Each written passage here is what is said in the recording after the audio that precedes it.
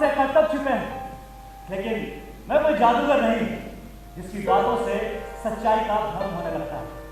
मैं सच्चाई पेश करूंगा, लेकिन भ्रम के सुखद भेष। तो लीजिए, मैं समय चक्र को पीछे ले जा रहा हूं। सन 30 और 40 का वो अजीबोगरीब दौर, जब अमेरिका का विशाल मध्य वर्ग अंधों के स्कूल में मैट्रिकुलेशन की दीक्षा प्राप्त कर रहा था। वो लोग आंखों से देखने में असमर्थ थे, या तो फिर अपनी आंखों से कुछ देखना ही नहीं चाहते थे। इसीलिए देश की टूटी हुई अर्थव्यवस्था उनके लिए ब्रेल की जलती हुई वर्णमाला बन गई थी, जिसे वो जबरदस्ती अपनी उंगलियों में दबाए बैठे थे।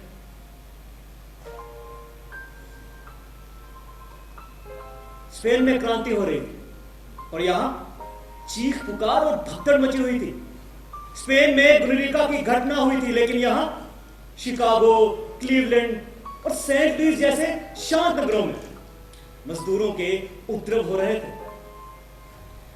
ये उपद्रव कभी कभी काफी हिंसात्मक हो जाते थे। यही इस नाटक की सामाजिक पृष्ठभूमि है।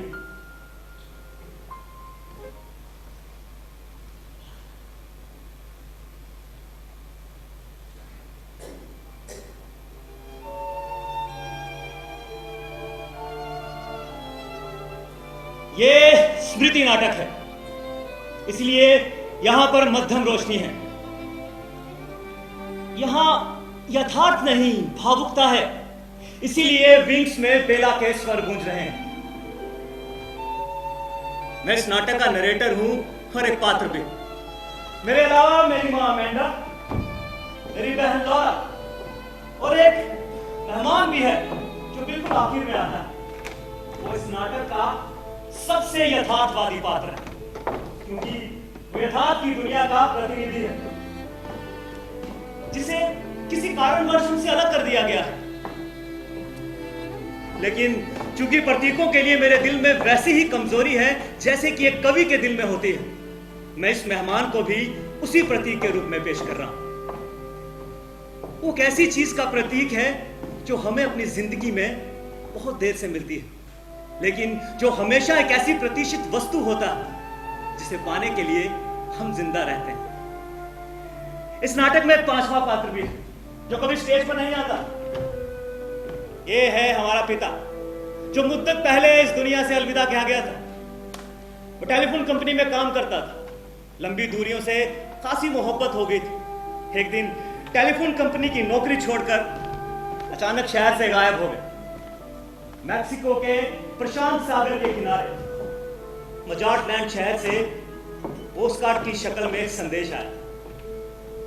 उस पर सिर्फ 2 ही शब्द लिखे थे, हेलो, गुड बाय। अता पता कुछ नहीं था। मेरा ख्याल है कि बाकी का नाटक देखने के बाद आप लोगों को आगे की बातें भी साफ हो जाएंगी।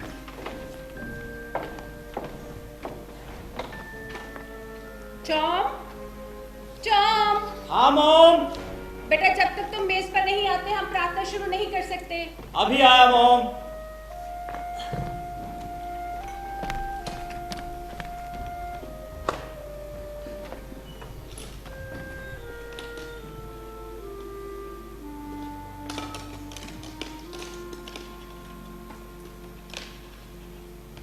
बेटे, अपनी उंगलियों के बजाय रोटी के टुकड़ों का इस्तेमाल करो और उसे खूब चबाओ। जानवरों के पेट में ऐसी थैलियां होती हैं कि वो बिना चबाए भी खाना हजम कर लेते हैं, लेकिन हम इंसानों को हर कोर निगलने से पहले उसे अच्छे से चबाना चाहिए।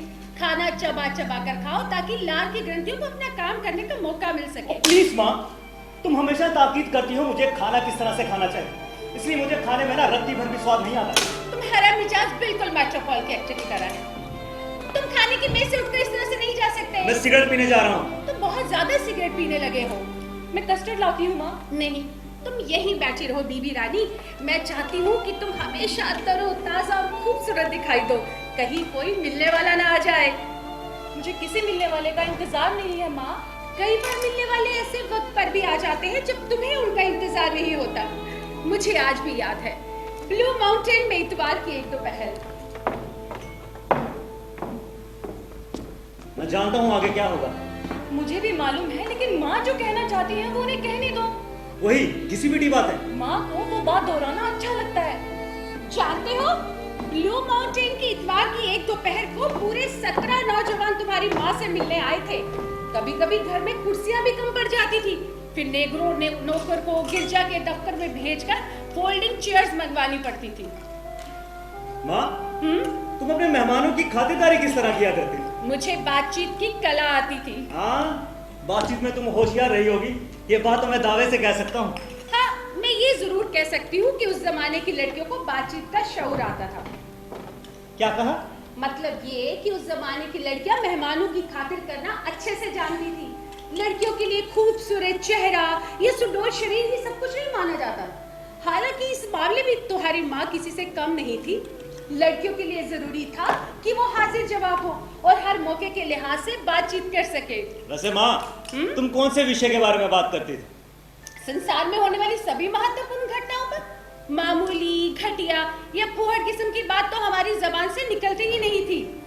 मेरे मेहमान प्रतिष्ठित नौजवान हुआ करते थे, सब के सब। उनमें से कुछ मिसिसिपी डेल्टा बागानों के मालिक और मालिकों के बेटे भी शामिल थे। माँ, मुझे मेज साफ करना है। तुम सामने जाकर टाइपराइटर और शॉर्टहैंड का अभ्यास करो। तुम्हें हमेशा तरोताजा और खूबसूरत दिखाई देना चाहिए। शायद अभी से हमारे मेहमानों का तांता शुरू होगा। तुम्हारे ख्याल से आज कितने मेहमानों की खातिरदारी करनी पड़ेगी?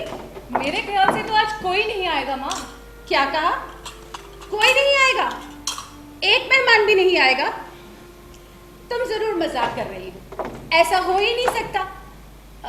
जरूर आज शहर में बाढ़ आई होगी या फिर तूफान आया होगा। माँ, ना बाढ़ आई है ना तूफान आया है। ब्लू माउंटेन में तुम्हें चाहने वाले बहुत थे, लेकिन मुझे चाहने वाला कोई नहीं है माँ।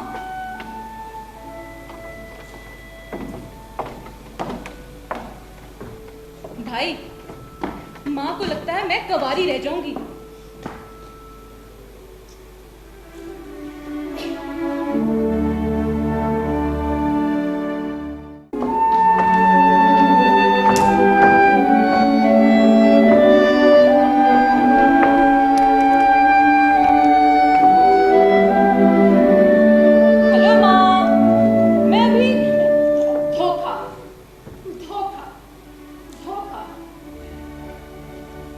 डीआर की मीटिंग कैसी रही माँ?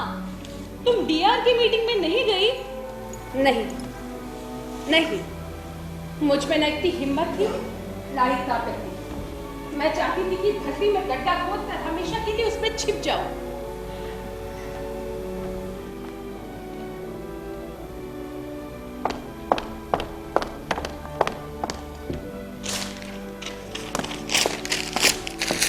तुमने ये क्यों किया माँ? तुम क्यों? क्यों? क्यों? लॉरा, तुम कितने बरस की हो? तुम्हें मेरी उम्र अच्छी तरह मालूम है माँ। मेरा ख्याल था कि तुम बालिग हो गई हो, लेकिन शायद मेरा ख्याल गलत था। मेरी तरफ इस तरह मत घूरो माँ, प्लीज। हम क्या करेंगे? हमारा क्या बनेगा? भविष्य में हमारा क्या होगा? क्या कोई बात हुई है माँ? क्या हुआ है? कुछ नहीं, इस वक्त मैं कुछ बदहवास हूं। अपनी कसम। बताओ तो सही माँ, आखिर हुआ क्या? तुम जानती हो, डीआर के दफ्तर में आज मेरी नियुक्ति होने वाली थी, लेकिन रास्ते में मैं रूबी केम के बिजनेस कॉलेज में रुक गई। तुम्हारी टीचरों को तुम्हारे जुकाम के बारे में बताने के लिए और तुम्हारी पढ़ाई के बारे में पूछताछ करने के लिए। ओह ओह ओह, टाइप टीचर के पास जाकर मैंने अपना परिचय दिया, लेकिन वहां तुम्हें कोई नहीं जानता। उन्होंने कहा मिस विंगफील्ड नाम की कोई लड़की वहां नहीं है। मैंने उन्हें कहा कि तुम जनवरी के शुरू से वहां आ रही हो, लेकिन तुम्हारी टीचर ने कहा कहीं आप उस शर्मीली छोटी लड़की की बात तो नहीं कर रही जो दाखिले के कुछ दिनों बाद ही यहाँ से चली गई थी। मैंने उन्हें कहा नहीं नहीं, मेरी बेटी लॉरा तो पिछले 6 हफ्तों से लगातार स्कूल आ रही है। तुम्हारी टीचर ने कहा माफ कीजिए, और उसने रजिस्टर निकाला। रजिस्टर पर तुम्हारा नाम लिखा था, लेकिन तुम्हारे नाम के आगे गैर हाजिरों के निशान भी थे। उन लोगों ने यह सोचकर तुम्हारा नाम काट दिया कि शायद तुम पढ़ाई जारी ही नहीं रखना चाहती। मैंने उनसे दोबारा कहा नहीं नहीं, आपसे कोई गलती हुई होगी, जरूर हाजिरी में कुछ गड़बड़ हुई होगी, लेकिन तुम्हारी टीचर ने कहा नहीं। मुझे अभी याद आया, उस लड़की के तो हाथ कांपते थे, उस लड़की के हाथ तो टाइपराइटर पर सीधे पड़ते ही नहीं थे।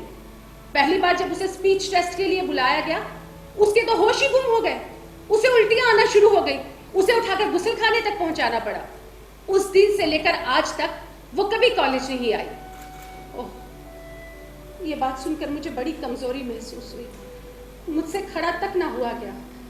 उन लोगों ने मुझे लाकर पानी पिलाया, इस बीच में वहीं बैठ गई। $50 की ट्यूशन, हमारे सब मंसूबे, तुम्हें जिंदगी में कुछ बनाने की महत्वाकांक्षाएं, सब धूल में मिल गई, धूल में मिल गई।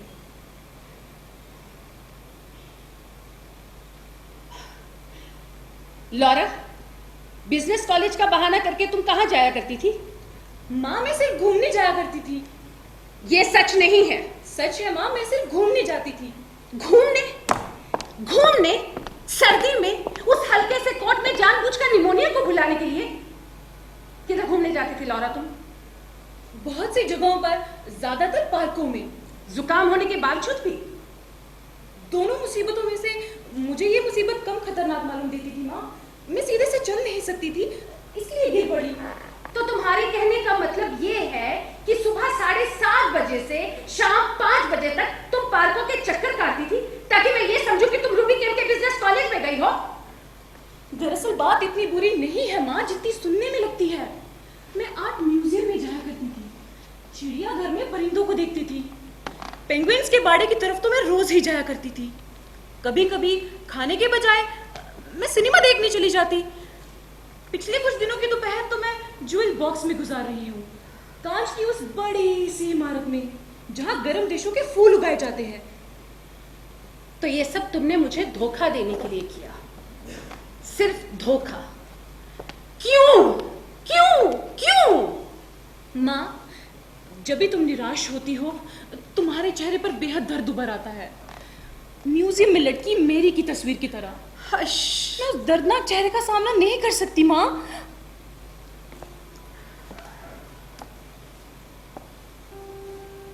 तो अब हम जिंदगी भर क्या करेंगे? क्या घर बैठकर फौजियों की परेड देखते रहे? क्या कांच के खिलौनों से अपना दिल बहलाते रहे डार्लिंग? या कयामत तक उन घिसे पीटे रिकॉर्डों को बचाकर सुनते रहे जिन्हें तुम्हारे पिता बतौर एक दुखद यादगार छोड़ गए हैं? क्योंकि हमने बिजनेस करियर तो छोड़ ही दिया है, उससे हमारा हाजमा जो बिगड़ जाता है, तो अब जिंदगी भर दूसरों पर निर्भर रहने के अलावा और क्या चारा बचा? मैं अच्छी तरह से जानती हूँ कि जो कुंवारी औरतें नौकरी नहीं करना चाहती उनकी बाद में क्या हालत होती है। दक्षिण में मैंने ऐसी बहुत सी बदनसीब औरतों को देखा है जिनकी हालत पर तरस आता है। ऐसी बदनसीब औरतों को जिंदगी भर अपने बहनोई या भाभी की दया पर निर्भर रहना पड़ता है, उन्हें भार समझा जाता है। चूहेदानी सा कोई कमरा उन्हें रहने के लिए दे दिया जाता है। एक रिश्तेदार के यहाँ जाती है तो वो उन्हें दूसरे रिश्तेदार के यहाँ खदेड़ देता है। बिना घोंसले के फुदकती हुई चिड़िया जिंदगी भर पराए टुकड़ों पर पलती है। क्या हमने भी अपने लिए ऐसे ही भविष्य का खाका खींचा था? मैं कसम खाकर कहती हूँ कि नौकरी ना करने पर यही रास्ता बचा रहता है, और ये कोई सुखद रास्ता नहीं है। इसमें शक नहीं कि कुछ लड़कियां शादी भी करती हैं। क्या तुम्हें कभी कोई लड़का पसंद नहीं आया? हाँ माँ, मुझे एक बार एक लड़का पसंद आया था। उसकी तस्वीर कुछ दिन पहले ही मुझे मिली थी। उसने तुम्हें अपनी तस्वीर दी थी? नहीं माँ, ईयर बुक में छपी थी।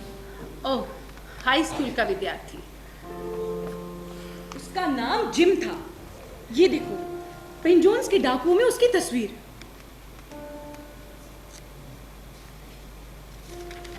सीनियर क्लास के इस ओपेरा में उसने हिस्सा लिया था। क्लास में सोम, बुध और शुक्रवार को हम आमने सामने बैठा करते थे। ये कब उसे डिबेटिंग के लिए मिला था माँ? उसकी मुस्कुराहट देखी। वो जरूर एक जिंदा दिल लड़का रहा होगा। वो मुझे ब्लू रोजेस, नीले गुलाब कहकर पुकारता था। Blue roses? वो तुम्हें इस नाम से क्यों पुकारता था?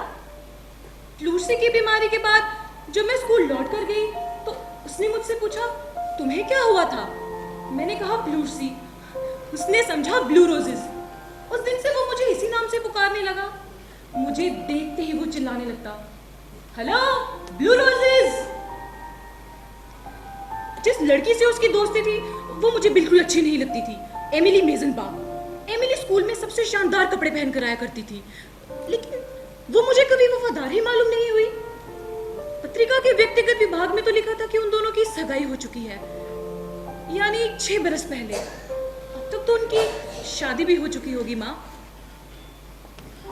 जो लड़कियां बिजनेस का करियर नहीं अपना सकती वो किसी अच्छे से लड़के से शादी करके अपना घर बसा लेती हैं। तुम्हारे साथ भी यही होगा बीबी रानी। लेकिन माँ, कहो, मैं अपाहिज जो हूँ? क्या बकवास है लौरा? कौन कहता है कि तुम अपाहिज हो? तुम्हारे शरीर में बस एक मामूली सा नुक्स है जो दिखाई तक नहीं देता। जब किसी में इस तरह का कोई नुक्स होता है तो उसकी कमी पूरी करने के लिए अपने अंदर दूसरी खूबियां बढ़ाता है। आकर्षण, जिंदादिली और आकर्षण। तुम्हें बस अपने अंदर आकर्षण जरूर पैदा करना होगा।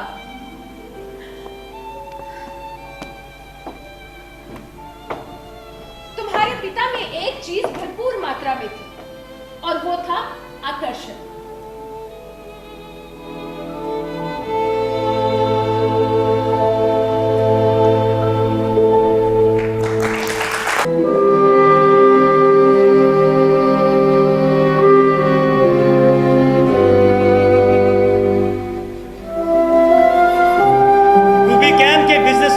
जब लौरा असफल रही तो मां के मन में एक ख्याल समा गया कि जैसे भी हो लौरा से मिलने के लिए किसी नौजवान को हमारे यहां आना ही चाहिए। यह ख्याल एक फितूर बन गया। हमारे छोटे से फ्लैट में उस अदृश्य नौजवान की सूरत व्यापक अचेतन के नमूने की तरह मंडराने लगी। मुश्किल से कोई शाम ऐसी गुजरती थी जब इस चेहरे, इस छाया, इस तस्वीर का जिक्र ना होता। जिक्र के बगैर भी मेरी मां के चिंतित चेहरे और मेरी बहन के भीरू व्यवहार में उस नौजवान की झलक दिखाई देती थी। ऐसा लगता था जैसे मेरी बहन किसी से क्षमा याचना कर रही है। ऐसा लगता था जैसे विंगफील्ड परिवार को कोई सजा सुनाई गई है। मेरी मां को अपनी बातों पर अमल करना भी आता था। वो बकायदा एक सुनिश्चित योजना बनाकर चलने लगी। वो जानती थी कि घोंसले को आरामदेह बनाने के लिए और परिंदे को पंखों से सजाने के लिए पैसों की जरूरत पड़ती है। इसलिए मां ने गृहिणियों के मित्र के लिए ग्राहक फंसाने की खातिर टेलीफोन पर जोरदार आंदोलन शुरू कर दी। ये अधेड़ उम्र की औरतों की पत्रिका है जिसमें लेखिकाओं द्वारा प्याले की तरह गोल वक्ष, कमानीदार कमर, सुडोल झांगे, पतझड़ में जलाए जाने वाली लकड़ियों के धुएं सी आंखें और एक्ट्रोस्कन मूर्तियों जैसे पुष्ट शरीरों का वर्णन रहता है। हेलो, ईटा स्कॉट? मैं अमीडा विंगफील्ड बोल रही हूँ। पिछले सोमवार को तुम जीआर की मीटिंग में नहीं आई। ओह हनी, तुम्हारे बगैर रौनक नहीं थी। मैंने सोचा जरूर तुम्हें जुकाम हुआ होगा। जुकाम का अब क्या हाल है? बड़े अफसोस की बात है, खुदा रहम करे। हाँ, मैंने अभी अभी देखा कि तुम्हारा चंदा खत्म होने वाला है। अगले अंक से ही हनी, जरा सोचो तो सही, वैसी माय हॉपर की नई सीरीज कितनी दिलचस्प है। ओ हनी, इसे पढ़े बगैर तुम्हारा भारी नुकसान होगा। हाँ बिल्कुल, तुम्हें याद है ना जब गॉन विद द विंड छपी थी तो कितना तहलका मचा था। उस उपन्यास को पढ़े बगैर तो कोई घर से बाहर निकल ही नहीं सकता था। हाँ, आलोचकों ने तो अभी से उस उपन्यास की तुलना गॉन विद द विंड से कर दी है। क्या कहा? जल रहा है? ओ हनी, तुम जलने मत दो, तुम जाकर ओवन में देखो, मैं तुम्हारे फोन पर यही इंतजार करती हूँ। हेलो हेलो हेलो, या खुदा, लग दिया, इसे फोन रख दिया। मॉम! मॉम!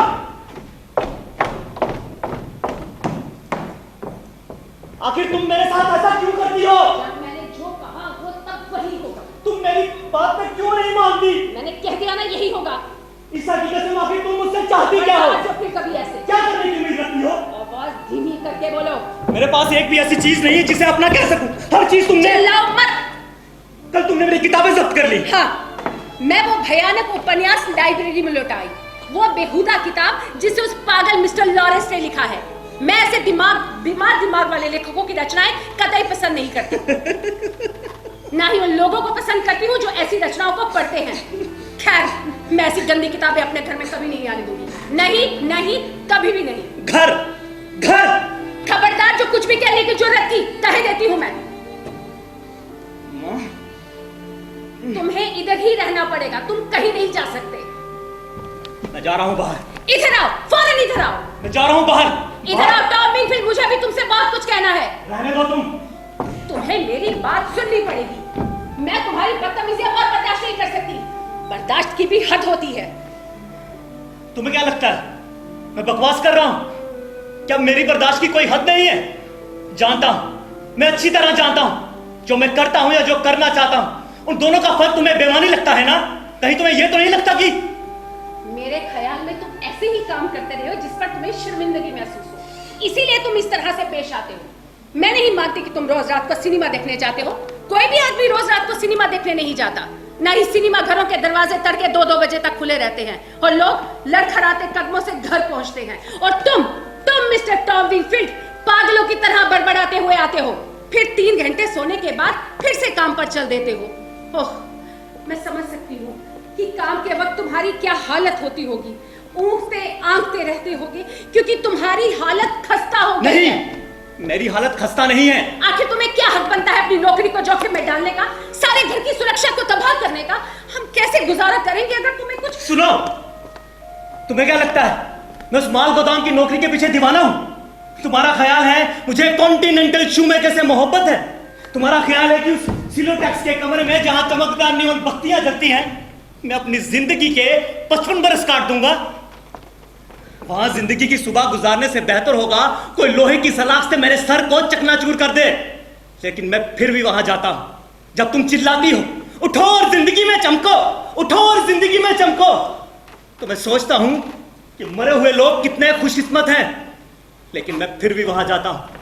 $65 माहवार की खातिर मैं अपनी सारी महत्वाकांक्षा और सपनों का खून कर देता हूं। और तुम कहती हो मुझे सिर्फ अपनी फिक्र रहती है।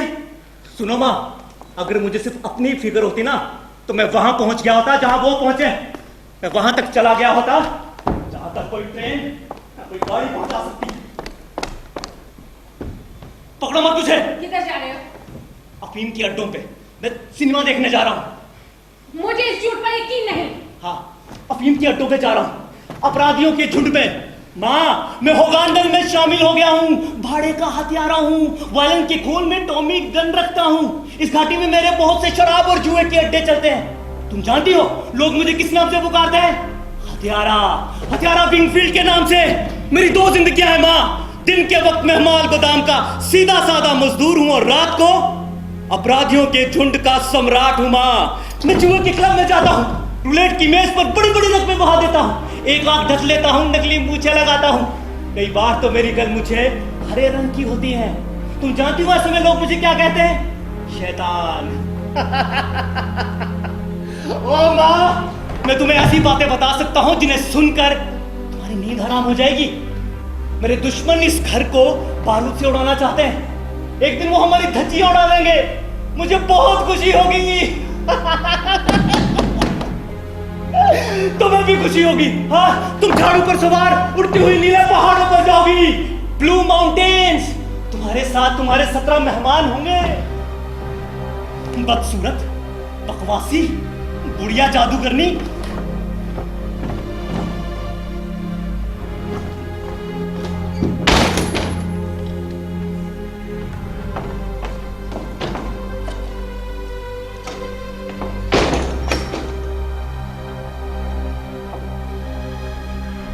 मैं तुमसे कभी बात नहीं करूंगी जब तक तुम मुझसे माफी नहीं मांग लेते। मैं तुमसे कभी बात नहीं करूंगी।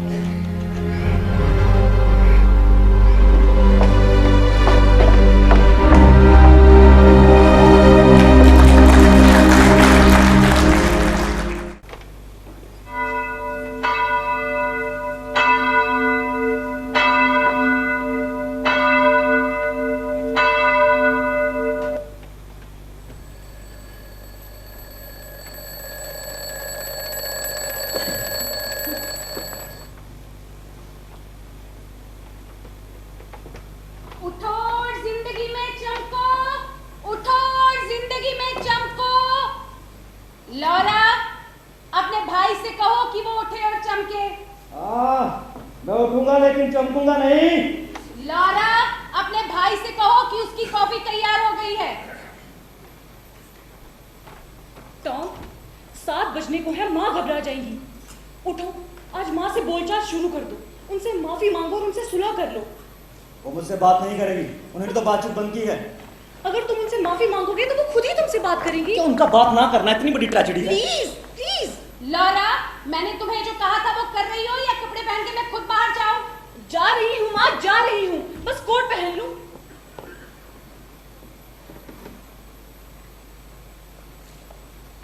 मक्खन और क्या लाना है माँ? सिर्फ मक्खन ही लाना है और उनसे कहना कि हमारे हिसाब में लिख लें। जब भी मैं उनसे ये बात कहती हूँ माँ, वो अपना नाक मुंह सिकोड़ लेते हैं। छड़ियों और पत्थरों से हमारी हड्डियां टूट सकती हैं, लेकिन मिस्टर गॉडफिनकल के चेहरे की थ्योरियों से हमें कोई नुकसान नहीं पहुंचता। अपने भाई से कहो कि उसकी कॉफी ठंडी हो रही है। टॉम, मैंने जो तुमसे कहा है वो करोगे ना? करोगे ना टॉम? लॉरा, तुम्हें जाना है तो अभी जाओ वरना रहने दो। जाती हूँ माँ, अभी जाती हूँ। लॉरा! लॉरा, मैं ठीक हूँ भाई, मैं ठीक हूँ। मेरा पैर फिसल गया था माँ, मैं ठीक हूँ।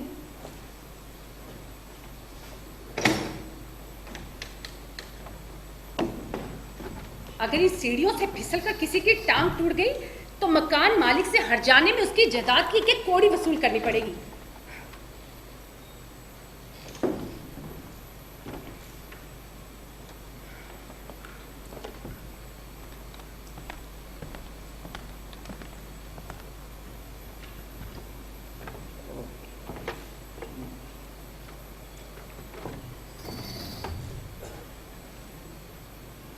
माँ मुझे माफ कर दो, मैं कभी शराबी नहीं बनूंगा। तुम शराब पीते रहे हो और इस बात ने मुझे डरा दिया है। एक कटोरा दलिया ले लो। नहीं माँ, शुक्रिया। खाली पेट सारा दिन कैसे काम करोगे? अभी तुम्हारे पास 10 मिनट का समय है। एक ही घूंट में कॉफी मत पियो, बहुत गर्म चीजें पीने से पेट में कैंसर हो जाता है। रुको, इसमें थोड़ी सी मलाई डालो। नहीं माँ, शुक्रिया।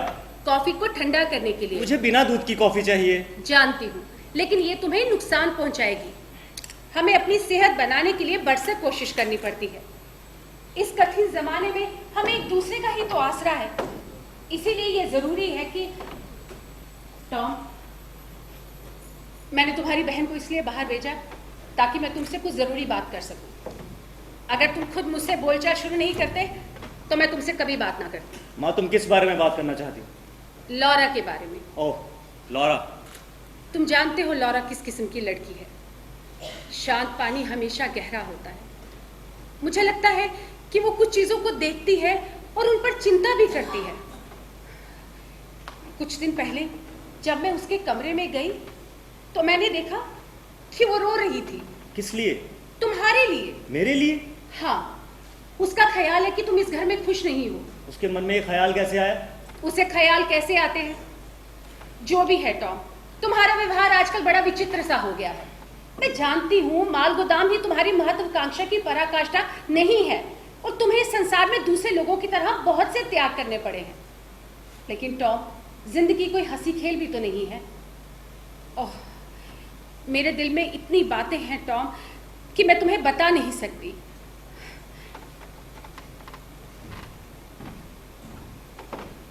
टॉम, मैंने तुम्हें कभी नहीं बताया, लेकिन मैं तुम्हारे पिता से बहुत प्रेम करती थी। मैं जानता हूँ माँ। और तुम्हें जब मैं उनके नक्शे कदम पे चलते हुए देखती हूँ, देर रात तक बाहर रहना, उस रात जब तुम उस खौफनाक हालत में थे, तुमने शराब पी थी।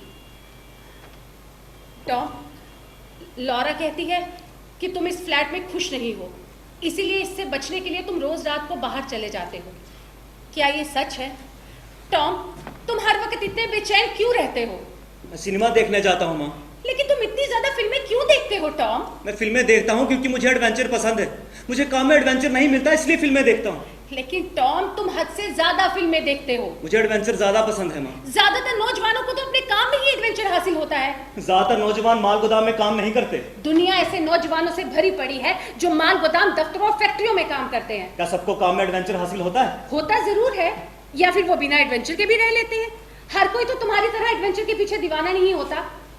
खैर, मैं इस बारे में तुमसे बहस नहीं करना चाहती। मेरे पास वक्त भी नहीं है। अभी तुम्हारे पास 5 मिनट का समय है। माँ, तुम क्या चाहती हो? मैं माल गोदाम में घुसेबाजी किया करूं? मैं लॉरा के बारे में तुमसे बात करना चाहती हूँ। अब लॉरा की क्या बात है? हमें उसके भविष्य की योजनाओं और प्रबंधों के बारे में सोचना चाहिए। वो तुमसे बड़ी है, 2 साल बड़ी है, और अभी तक कुछ भी नहीं हुआ। वो निठल्ली घूम रही है। उसका ये भटकना देखकर मैं डर जाती हूँ। माँ, मेरे ख्याल में लॉरा उस किस्म की लड़की है जिसे घरेलू कहते हैं। इस तरह की कोई किस्म नहीं होती। अगर होती है तो बड़े अफसोस की बात है। लड़की चाहे घरेलू हो, लेकिन उसका अपना घर हो, पति हो। क्या? ओह, मैं साफ देख रही हूँ कि भविष्य में क्या होगा। चेहरे के सामने की नाक की तरह साफ। कैसी भयानक बात है ना। तुम्हें देखकर मुझे तुम्हारे पिता की याद आती है। वो भी हर वक्त बिना कुछ बताए घर से बाहर चले जाते थे और फिर एक दिन घर छोड़कर चले गए, अलविदा कहकर। परिवार का बोझ मुझ पर डाला।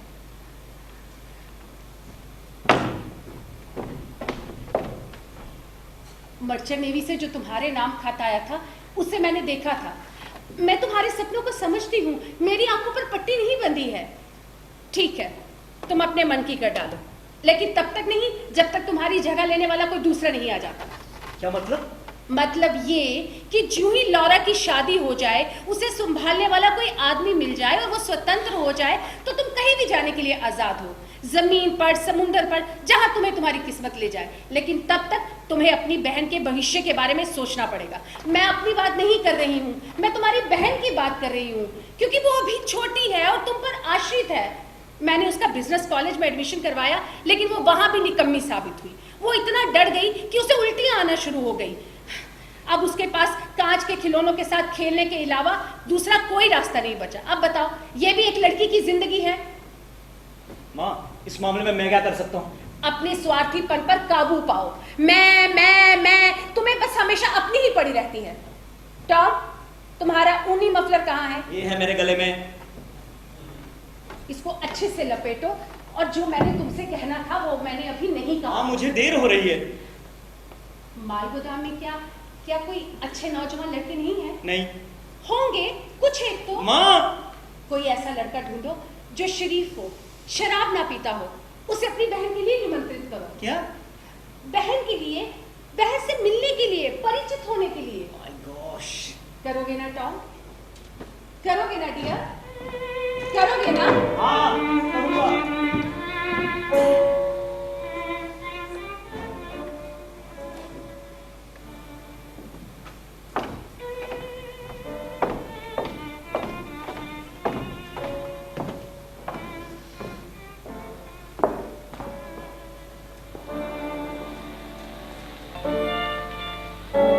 हमारी गली के दूसरे सिरे पर पैराडाइज डांस हॉल था। बसंत के मौसम में उसके खिड़की और दरवाजे खुले रहते थे। बाहर से संगीत के स्वर सुनाई देते थे। कई बार उसकी सारी रोशनियां बुझा दी जाती थी। छत से एक शीशे का फानूस लटकता रहता था, सिर्फ उसमें बत्तियां जलती थी। उसकी सतरंगी नाजुक रोशनियां अंधेरे को छानती थी। फिर ऑर्केस्ट्रा वॉल्स और टैंगो की धुनें बजाता था, जिनकी लय वासनापूर्ण। डांस करने वाले जोड़े गली के एकांत स्थान पर चले जाते थे। आप उन्हें राखदानों और टेलीफोन के खंभों के पीछे एक दूसरे को चूमते हुए देख सकते हैं। उनकी जिंदगियां भी मेरी तरह नीरस थी। कोई नवीनता या एडवेंचर नहीं था। ये चुंबन ही इस जिंदगी के अभावों की पूर्ति करते थे। स्पेन में गुनीरिका था, लेकिन यहाँ फटका देने वाला नृत्य संगीत, डांस हॉल, शराब, मैखाने और सेक्स, जो निराशा के अंधेरे में झाड़ फानूस की तरह लटका था और दुनिया पर अपनी संक्षेप, भ्रामिक, इंद्रधनुषीय सरी की रोशनियां फेंकता था। सारी दुनिया बमों के गिरने का इंतजार कर रही थी। बोर्ड सूरज की जगह भला ये चबूतरा ले सकता है ना? तुम किस चीज की तरफ देख रहे हो? चांद की तरफ। क्या आज रात चांद निकला है? हाँ, गार्डफिनाकल के फूड स्टोर के पीछे से चांद निकल रहा है। अरे हाँ, सच में निकल रहा है, चांदी के नन्हे स्लीपर जैसा। क्या तुमने कोई मुराद मांगी? क्या? एक राज है। राज? ठीक है, मैं भी नहीं बताती कि मैंने चांद को देखकर क्या मुराद मांगी है। मैं भी अपना राज अपने दिल में ही रखती हूँ। माँ, मैं अच्छी तरह बता सकता हूँ तुम्हारे मन में क्या ख्वाहिश है। क्या तुम मेरे सिर के आर पार देख सकते हो? नहीं नहीं, तुम कोई स्फीनिक्स तो नहीं हो। नहीं? ठीक है, मैं खुद ही बताती हूँ कि मैंने चांद को देखकर क्या मुराद मांगी। अपने प्यारे बच्चों को सुख और सफलता मिले। जिस रात आसमान में चांद नहीं होता, मैं तब भी यही मुराद मांगती हूँ। पर माँ, मुझे तो लगा था तुमने किसी नौजवान मेहमान की मुराद मांगी है। तुम किस वजह से ये बात कह सकते हो? क्यों, तुम्हें याद नहीं? तुमने तो कहा था किसी नौजवान मेहमान को निमंत्रण दूं। हाँ, मुझे याद है। मैंने तुम्हें ये सुझाव दिया था कि अगर तुम माल गोदाम के किसी अच्छे से नौजवान को घर पर बुलाओगे तो कितना अच्छा होगा। पर मेरा ख्याल है कि ऐसा सुझाव मैं तुम्हें कई बार दे चुकी हूँ। बहुत बार दे चुकी हो। तो फिर? एक नौजवान आ रहा है। क्या? एक नौजवान। तो तुम्हारे कहने का मतलब है कि तुमने माल गोदाम के किसी नौजवान को घर पर बुलाया है? हाँ माँ, मैंने उसे डिनर पर बुलाया। तुमने उसे बुलाया, वो आने के लिए राजी हो गया? हो गया। ओ टॉम, खुदा के लिए बुझा कर छोड़ो, मुझे कुछ बातें बताओ। किस किस्म की बातें? जाहिर है कि मैं जानना चाहूंगी कि वो कब आ रहा है। कल। कल? हाँ, कल। कल आने का मतलब कि मेरे पास कोई समय ही नहीं बचा। किस चीज के लिए? तैयारियों के लिए। जिस वक्त वो आने के लिए राजी हुआ था, तुम्हें उसी वक्त मुझे फोन करना चाहिए था। माँ, तुम्हें कौन सी इतनी टिमटॉम करनी है? टॉम, मुझे टीम टॉम तो करनी ही पड़ेगी। मैं चाहती हूँ कि हर चीज करीने से सजी हो, ये फूहा ढंग से नहीं, ये गाड़ ना पड़ी हो। ओह, अब मुझे तेजी से कुछ सोचना पड़ेगा। माँ, मेरी समझ में ये नहीं आ रहा, आखिर इसमें सोचने की क्या बात है? तुम्हें कुछ समझ में नहीं आता। हम नौजवान मेहमान का स्वागत इस सुअर के बाड़े में तो कर नहीं सकते ना। मुझे मेज पोश नए लगाने पड़ेंगे, खिड़कियों पे पर्दे लगाने पड़ेंगे, फिर अपने लिए भी तो कुछ सिलाना होगा ना। माँ, ये उस किस्म का लड़का नहीं है जिसके लिए इतनी टिमटॉम की जा सके। टॉम, तुम जानते नहीं, ये पहला नौजवान होगा जिसे हम तुम्हारी बहन का परिचय करवाएंगे। कैसी खौफनाक, कैसी शर्मनाक बात है कि आज तक तुम्हारी बहन से मिलने के लिए एक भी नौजवान नहीं आया। टॉम, भीतर आओ। अब किस लिए? मुझे तुमसे कुछ सवाल पूछने हैं। माँ, अगर तुम इतना बखेड़ा खड़ा करोगी ना तो मैं निमंत्रण रद्द कर दूंगा, उसे आने से मना कर दूंगा मैं। तुम इस तरह की कोई बात नहीं करोगे। तुम अच्छी तरह से जानते हो इस तरह के वादे तोड़ने से लोग बहुत ज्यादा खफा हो जाते हैं। बैठ जाओ। अच्छा, किसी खास जगह बैठूं? माँ की बात पर नाक मुंह मत सिकुड़ा करो। बैठो। अच्छा, तो क्या नाम बताया था तुमने उसका? क्या नाम? James D O Connor. D for Delaney. इसका मतलब माँ बाप दोनों आयरिश हैं, ग्रेशियस। और लड़का शराब नहीं पीता? फोन करके पूछ लूं अभी? पागल, ऐसी बातों की तहकीकात तो सही वक्त आने पे चुपके से की जाती है। ब्लू माउंटेन में जब मैं जवान थी, अगर किसी लड़की को शक हो जाता कि उससे मिलने जुलने वाला लड़का शराब पीता है, तो वो उसके बारे में गिरजाघर के पादरी से पूछ लिया करती। या फिर अगर उस लड़की का बाप जिंदा होता तो गिरजाघर के पादरी से उस लड़के के चित्र के बारे में पूछताछ किया करता। ऐसी बातों की तहकीकात सही वक्त आने पे चुपके से की जाती है, ताकि कोई लड़की दर्दनाक गलती ना कर बैठे। अच्छा, तो तुम वो दर्दनाक गलती कैसे कर बैठी? तुम्हारे पिता के मासूम चेहरे को देखकर सब लोग धोखा खा गए। वो मुस्कुराते थे और दुनिया पर जादू हो जाता था। खूबसूरती के चंगुल में फंसने से बड़ी गलती कोई लड़की नहीं कर सकती। उम्मीद है कि मिस्टर ओकॉनर जरूर से ज्यादा खूबसूरत नहीं होंगे। हाँ, वो ज्यादा खूबसूरत नहीं है। उसके चेहरे पर जाइयां और नाक भी कुछ ठीक नहीं है। कहीं वो ज्यादा भी साधारण तो नहीं? नहीं, इतना साधारण भी नहीं, पर मैं उसे औसतन साधारण कह सकता हूँ। वैसे भी मर्द में तो चरित्र ही देखा जाता है। माँ, मैं तो हमेशा से यही कहता आया हूँ। तुमने तो कभी इस किस्म की बात नहीं कही, और मुझे शक है कि तुमने कभी इस बारे में सोचा तक होगा। माँ, अब इतना शक भी मत करो मुझ पर। मुझे उम्मीद है कि वो नौजवान कम से कम उन लोगों में से है जो अपना भविष्य बनाना चाहते हैं। मेरे ख्याल में वो अपनी जिंदगी को बेहतर बना रहा है। तुम किस वजह से ये बात कह सकते हो? वो रात के स्कूल में पढ़ने जाता है। बहुत शानदार। तो वो किस विषय की पढ़ाई कर रहा है? रेडियो इंजीनियरिंग और भाषण देने की। तो फिर वो जिंदगी में जरूर आगे बढ़ना चाहता है। जो लड़का भाषण देने की तालीम लेता है वो जरूर एक दिन जिम्मेदारी का ओहदा पाने की ख्वाहिश रखता है। और रेडियो इंजीनियरिंग, इसमें तो भविष्य है। इन दोनों बातों से सब कुछ जाहिर हो जाता है। जब बेटी से मिलने कोई नौजवान घर पर आए तो एक माँ को इन बातों को तो जान ही लेना चाहिए, चाहे उस नौजवान का इरादा शादी करने का हो या ना हो। पर माँ, एक छोटी सी चेतावनी। क्या? मैंने उसे लौरा के बारे में कुछ नहीं बताया, बस इतना कहा कि आज रात का डिनर हमारे साथ करो। उसने कहा ठीक है, बात बस इतनी सी। माना कि सिर्फ इतनी सी बात हुई है, तुम घोंगे की तरह बातचीत में तेज हो, लेकिन जब वो यहाँ आएगा उसे अपने आप लौरा के बारे में मालूम हो जाएगा।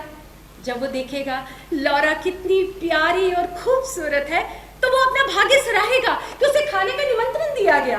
माँ, तुम्हें लौरा के बारे में इतना नहीं सोचना चाहिए। क्या मतलब? मतलब तुम्हें और मुझे लौरा में बहुत खूबियां दिखती हैं, क्योंकि हम उसे प्यार करते हैं, वो हमारी अपनी है।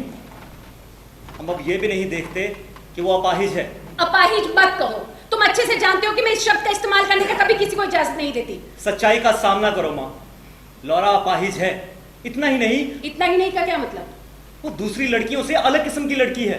मेरे ख्याल में इसमें लौरा का ही फायदा नहीं माँ, दूसरों की नजरों में, अपरिचितों की नजरों में लौरा एक अजब लड़की है। अजब सा मत कहो। सच्चाई का सामना करो माँ, लौरा एक अजब लड़की है। क्या मैं पूछ सकती हूँ कि वो किन मानों में अजब है? वो अपनी ही दुनिया में रहती है, इन कांच के खिलौनों की दुनिया में अपने पुराने रिकॉर्ड बजाती है। यही सब तो है उसके। तुम किधर जा रहे हो इस वक्त? बाहर जा रहा हूं।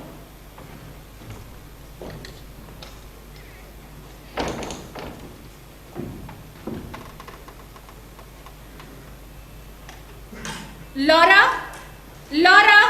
हाँ माँ। प्लेटें वही रहने दो और चबूतरे पर आओ।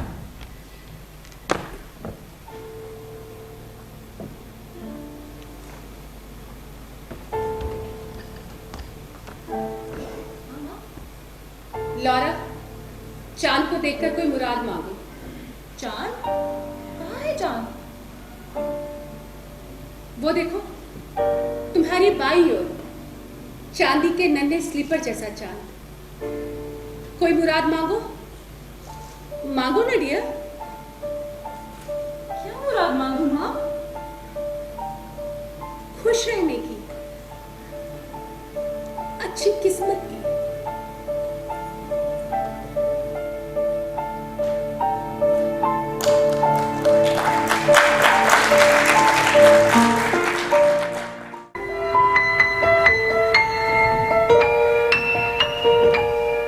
फिर अगली शाम मैं जिम को खाने के लिए अपने साथ ले आया। जिम हाई स्कूल में हीरो था।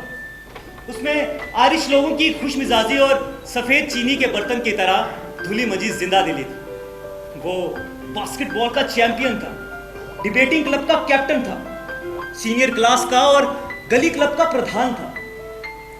ऐसा लगता था जैसे वो चल नहीं रहा बल्कि उड़ रहा। गुरुत्वाकर्षण के सिद्धांतों को मानो उसने जीत ही लिया था। वो अपनी किशोर अवस्था में इतनी तेजी से आगे बढ़ रहा था मानो 30 वर्ष का होते होते वो व्हाइट हाउस तक तो पहुंच ही जाएगा। और ये आशा तर्क संगत भी थी। माल गोदाम में सिर्फ उसी के साथ मेरी दोस्ती थी। उसकी नजरों में मेरी अहमियत सिर्फ इसीलिए ज्यादा थी क्योंकि मैं उसकी पुरानी शान शौकत से वाकिफ था। मैंने उसे बास्केटबॉल के मैच जीतते हुए देखा था, डिबेटिंग के लिए कप पाते हुए देखा था। उसे भी मेरा राज मालूम है। जब माल गोदाम में काम कम रहता था, मैं गुस्ल खाने में जाकर कविताएं लिखा करता था। वो मुझे शेक्सपियर कहता था। जिम और लौरा सोल्डर में एक दूसरे को जानते थे। मैंने लौरा से जिम की आवाज की तारीफ भी सुनी है। जिम हाई स्कूल में जितना आश्चर्यजनक व्यक्ति था, लौरा उतनी ही विनीत और सीधी सादी लड़की थी। जिम को अगर लौरा की याद होगी भी तो मेरी बहन के रूप में हरगिज नहीं। क्योंकि जब मैंने जिम से कहा कि आज रात का खाना हमारे साथ खाओगे तो उसने कहा, जानते हो शेक्सपियर, मुझे तो पता ही नहीं था कि तुम्हारा भी घर बार है। अब उसे मालूम होगा कि मेरा भी घर बार है।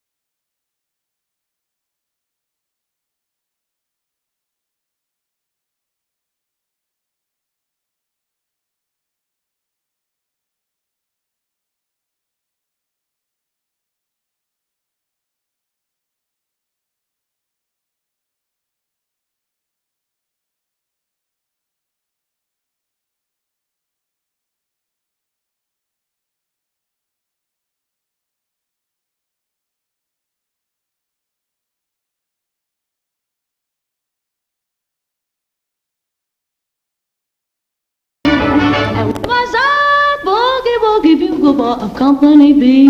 Sitting to the bar in boogie rhythm. He can't blow a note unless the bass and guitar is playing with there him. नहीं हुआ। वो लोग बारिश शुरू होने से पहले ही पहुंच जाएंगे। आज मैंने तुम्हारे भाई को ज्यादा रेज़गारी दी थी ताकि वो और मिस्टर ओ'कॉनर सर्विस कार में आ सके। क्या नाम बताया माँ? ओ'कॉनर। उसका पहला नाम क्या था? वो तो याद नहीं। शायद जिम। हाँ जिम। जिम। हाँ यही बताया था। पर मैंने देखा है कि इस नाम के सभी लड़के बहुत अच्छे होते हैं। क्या तुम्हें ठीक से याद है माँ उसका नाम जिम ओ'कॉनर है? हाँ क्यों? क्या ये वही जिम है जो हाई स्कूल में टॉम का परिचित था? टॉम ने तो कभी इस बारे में नहीं बताया। मेरे ख्याल में मालगोदाम में ही दोनों का परिचय हुआ। हाई स्कूल में जिम ओ'कॉनर नाम का एक लड़का हुआ करता था। अगर वही टॉम के साथ खाने की मेज पर आ रहा है तो मैं माफी चाहती हूँ माँ, मैं खाने की मेज पर नहीं आऊंगी। कैसी बकवास है ये लौरा? तुम्हें याद नहीं माँ, तुमने मुझसे एक बार पूछा था क्या तुम्हें कभी कोई लड़का पसंद नहीं आया? मैंने तुम्हें इसी लड़के की तो तस्वीर दिखाई थी माँ। तुम्हारा मतलब उस लड़के से है जिसकी तस्वीर तुमने मुझे एयरपोर्ट पे दिखाई थी? हाँ माँ वही लड़का। लौरा लौरा लौरा, क्या तुम्हें उस लड़के से मोहब्बत थी? मैं नहीं जानती माँ। तो फिर ये वो लड़का नहीं है। ये मुमकिन ही नहीं है। मुमकिन हो या ना हो पर तुम खाने के वक्त यही रहोगी, तुम्हें माफी नहीं मिलेगी। माफी देनी पड़ेगी माँ। लौरा, मैं तुम्हारी बदतमीजियां और बर्दाश्त नहीं कर सकती। तुमसे और तुम्हारे भाई से मैं तंग आ गई हूँ। तुम दोनों से खामोशी से यहीं बैठी रहो और उनके आने तक अपने मन को शांत रखो। मुझे मछली की ड्रेसिंग भी तैयार करनी है। घबराहट घबराहट घबराहट, हर वक्त घबराहट। कैसी अजीब बात है, वो भी एक नौजवान मेहमान की वजह से।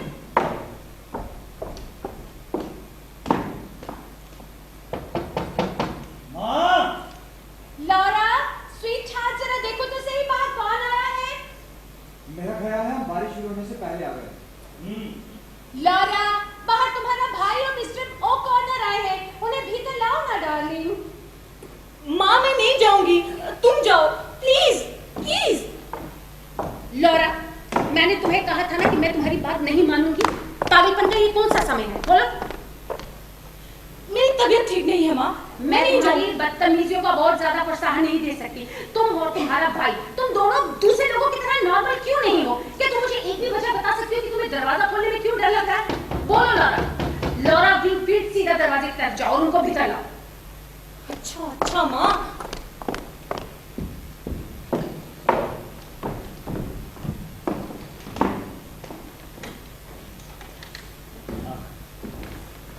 जिम, ये मेरी बहन लौरा है। लौरा, ये जिम है। मैं नहीं जानता था कि शेक्सपियर की एक बहन भी है। How do you do? All well my dear. Laura, तुम्हारा हाथ तो ठंडा है। बस यूं ही। यूं ही? इसे क्या हुआ? लौरा को, वो बस ऐसे ही एक शर्मीली लड़की। शर्मीली लड़की? हाँ। आजकल शर्मीली लड़की मिलना तो दुर्लभ बात हो गई। वैसे जहां तक मेरा ख्याल है, तुमने कभी बताया नहीं कि तुम्हारी कोई बहन भी है। चलो अब तुम्हें पता चल गया। हाँ। मेरी बस एक ही बहन है। ये देखो, पोस्ट डिस्पैच। हाँ तुम्हें कोई सफा चाहिए? हाँ हाँ। कौन सा, कॉमिक्स वाला? नहीं, स्पोर्ट्स वाला। ओ, डीजी डीन का अपनी हार पर बयान। कहाँ चले? यहीं पोर्च पर। तुम जानते हो शेक्सपियर, मेरे दिमाग में एक स्कीम है और मैं चाहता हूं तुम भी उसमें दिलचस्पी हो। कौन सी स्कीम? आजकल मैं एक कोर्स कर रहा हूं वक्ता बनने के लिए। आफ्टर ऑल हम दोनों माल गोदाम के लिए नहीं बने शेक्सपियर। हाँ, ये तो अच्छी बात है, लेकिन इसका भाषण देने की कला से क्या संबंध है? ओहो, दफ्तरों में जिम्मेदारी के ओहदों के लिए ये कला तुम्हारे अंदर एक योग्यता पैदा कर सकती है। सही कहूं तो मुझे इससे बहुत फायदा हुआ। किस मायने में? हर मायने में। तुम अपने दिल से पूछो, दफ्तरों में मैनेजर का काम करने वालों में और तुम में और मुझ में क्या फर्क है? क्या उन लोगों के पास दिमाग ज्यादा है? नहीं, योग्यता ज्यादा है। नहीं तो फिर ऐसी खास चीज क्या है उन लोगों के पास? बस वही एक छोटी सी खास चीज। वो छोटी सी खास चीज क्या है? बुनियादी तौर पर वो छोटी सी चीज है सभा सोसाइटी में रोबदा वाला व्यक्तित्व। हर किस्म के आदमी के साथ किसी भी सामाजिक स्तर पर आत्मविश्वास के साथ मिलने की योग्यता, जो आम लोगों में नहीं होती। मिस्टर ओकॉनर से पूछो क्या वे हाथ धोना चाहेंगे? शुक्रिया मिसेस विंकफील्ड। हाथ तो मैं माल गोदाम में ही धो आया था। क्यों डॉन? हाँ। एक बात बताऊं? मिस्टर मेडोजा मुझसे तुम्हारे बारे में बात कर रहे हो। मेरे हक में? तुम्हें क्या लगता? देखो टॉम, अगर तुम होश में नहीं आए तो बहुत जल्द तुम अपनी नौकरी से हाथ धो बैठो। आ रहा हूँ यार, होश में आ रहा हूँ। होश में आ रहा हूँ? लक्षण कोई दिखाई नहीं दिया। लक्षण मन के भीतर है। तुम जानते हो, मैं अंदर ही अंदर उबल रहा हूं। जानता हूं लोग मुझे स्वप्नशील समझते हैं, लेकिन मैं अंदर ही अंदर उबल रहा हूं। जब हाथ में जूता पकड़ता हूं, मैं ये सोचकर डरने लगता हूं कि जिंदगी कितनी छोटी सी है और मैं ये क्या कर रहा हूं। मेरे लिए बस इसका, जूते का यही अर्थ है कि मुसाफिर उसे पैरों में पहनते हैं। ये देखो, ये क्या है? मैं इसका मेंबर हूं। व्यवसायी नौसेना यूनियन। मैंने इसी महीने फीस दी है बिजली के बिल के बदले। क्या? जब बिजली कंपनी इस घर की बिजली काट देगी तो तुम्हें बेहद अफसोस होगा शेक्सपियर। तब मैं यहाँ रहूंगा ही नहीं। नहीं रहूंगा मतलब? तुम्हारी माँ का क्या होगा? मैं अपने बाप की तरह, हरामी बाप की हरामी औलाद। वो देखो फोटो में किस तरह से मुस्कुरा रहा है। वो पिछले 16 साल से गायब है और पूरी दुनिया का चक्कर काट रहा है। देखो टॉम, तुम बस बातें बना रहे हो। तुम्हारी स्कीम के बारे में जब तुम्हारी माँ को पता चलेगा। माँ को इस बारे में कुछ नहीं पता है और वो इधर ही आ रही है। टॉम, तुम सब लोग कहाँ हो? बस यहीं पोर्च पर माँ। अच्छा। तो ये है मिस्टर ओकॉनर। परिचय की बिल्कुल जरूरत नहीं। आइए। मैंने अपने बेटे से आपके बारे में इतना कुछ सुना कि आखिरकार मैंने अपने बेटे से कहा, टॉम, गुड ग्रेशियस, तुम इस हीरे को खाने पे क्यों नहीं बुलाते? तुम्हारे माल गोदाम के शानदार नौजवान से मैं जरूर मिलना चाहूंगी। मैं सिर्फ आपकी तारीफ ही नहीं सुनना चाहती थी। पता नहीं मेरा बेटा लोगों से इतना अलग अलग क्यों रहता है। दक्षिण प्रदेशों के लोग तो इस तरह का व्यवहार नहीं करते। बैठिए। शुक्रिया। कहो हनी, खाना कब मिलेगा? हनी, जाकर अपनी बहन से पूछो कि खाना तैयार हुआ कि नहीं हुआ। जानते हैं, खाने का सारा जिम्मा लौरा पर है। उससे कहना 2 भूखे लड़के खाने का इंतजार कर रहे हैं। क्या आपकी लौरा से मुलाकात हुई? हाँ, उसने दरवाजा खोला था ना? जी। अच्छा हुआ आप उससे मिल चुके हैं। वैसे भी आजकल खूबसूरत घरेलू लड़कियां मिलती ही कहाँ हैं। पर खुदा की मेहर से लौरा खूबसूरत भी है और घरेलू भी। मैं कतई घरेलू नहीं हूँ, न कभी थी। मुझे एंजल केक फूड के अलावा कोई चीज पकानी नहीं आती थी। मेरी शादी किसी बागान के मालिक से नहीं हुई। मेरी शादी एक ऐसे आदमी से हुई जो टेलीफोन कंपनी में काम करता था। वो देखिए, वो रहा टेलीफोन कर्मचारी, औरतों पर जादू डालने वाली मुस्कुराहट, जिसे लंबे फासलों से मोहब्बत थी और अब वो सफर करता है। और मुझे ये भी नहीं मालूम, मैं भी क्या अपनी ही मुसीबतों का किस्सा लेकर बैठ गई। आप मुझे अपने बारे में कुछ बताइए। उम्मीद करती हूँ कि आपकी जिंदगी में कोई मुसीबत नहीं है। टॉम, मामा, बेटा, खाना तैयार हुआ कि नहीं? हाँ माँ, खाना टेबल पर लग चुका है। एक मिनट। जी। How lovely! तुम्हारी बहन कहाँ? उसकी तबीयत ठीक नहीं है, वो कह रही है कि वो खाने की मेज पर नहीं आ सकती। क्या नॉनसेंस! लॉरा, लॉरा, जब तक तुम मेज पर नहीं आओगी हम लोग नहीं बैठेंगे। आइए मिस्टर ओ'कॉनर, आइए। पहले आप। ओह शुक्रिया, ओह शुक्रिया शुक्रिया। लॉरा, हनी जब तक तुम नहीं आओगी हम खाना शुरू नहीं कर सकते। लॉरा! लॉरा, लीजिए।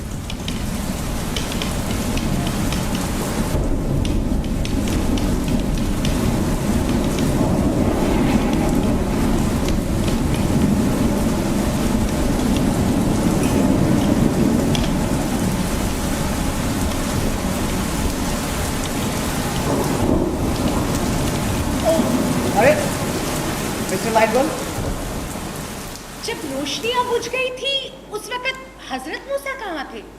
क्या आप इसका जवाब जानते हैं मिस्टर ओ'कॉनर? नहीं श्रीमती जी, आप बताइए इसका क्या जवाब है? अंधेरे में। ओह, आप सब लोग अपनी अपनी जगह पर बैठे रहिए, मैं अभी मोमबत्तियां जलाती हूँ। क्या ये हमारी खुशकिस्मती नहीं है कि मोमबत्तियां मेज पर ही पड़ी हैं? माचिस, माचिस कहाँ? आप दोनों सज्जनों में से कोई माचिस ले सकता है? हाँ जी जी, लीजिए। शुक्रिया। टॉम, हाँ माँ। कुछ दिन पहले मैंने तुम्हें एक बिजली का बिल दिया था, जिसके बारे में मैंने तुम्हें बताया था कि कंपनी वाले बार बार नोटिस भेज रहे हैं। हाँ माँ। कहीं तुम वो बिल अदा करना भूल तो नहीं क्या गए? क्या मैं? नहीं अदा किया ना? मुझे मालूम होना चाहिए था। मिसेस विंगफील्ड, हो सकता है शेक्सपियर ने उस बिल के कागज का इस्तेमाल अपनी कविता लिखने के लिए किया हो। हाँ। मुझ में इतनी अकल होनी चाहिए थी कि मैं बिजली का बिल कम से कम इसके हवाले ना करती। इस दुनिया में लापरवाही की बहुत बड़ी कीमत अदा करनी पड़ती है। ये भी तो हो सकता है उस कविता पर $10 का इनाम मिल जाए। लेकिन बाकी की रातें तो हमें 19वीं शताब्दी में ही बितानी पड़ेगी ना, उस जमाने की तरह जब एडिसन ने लैंप नहीं बनाया था। लेकिन मुझे मोमबत्ती की रोशनी विशेष रूप से पसंद है। इससे जाहिर होता है कि आप काफी रोमांटिक किस्म के आदमी हैं। लेकिन इस वजह से टॉम को माफ नहीं किया जा सकता। टॉम, तुम्हारी लापरवाही की यही सजा है कि तुम प्लेटें साफ करने में मेरी मदद करोगे। लाइए मैं मदद करता हूँ। अरे नहीं, आप नहीं। ऐसा क्यों? आखिर मुझे भी तो किसी न किसी काम आना चाहिए। आपको भी किसी ना किसी काम आना चाहिए। बिल्कुल। मुझे बरसों में किसी से मिलकर इतनी खुशी नहीं हुई जितनी कि आपसे मिलकर मिस्टर ओ'कॉनर। जाने भी दीजिए मिसेस विंगफील्ड। अरे मैं झूठी तारीफ नहीं कर रही, सच में। लेकिन अंदर ड्राइंग रूम में टॉम की बहन अकेली बैठी है, आप जरा उसके पास जाकर बैठेंगे? हाँ बिल्कुल। आप उसे समझा बुझाकर थोड़ी सी वाइन पिलाने के लिए राजी कर पाएंगे? हाँ जरूर। तो लीजिए। और ये कैंडल स्टैंड भी साथ में लेते चाहिए। जी।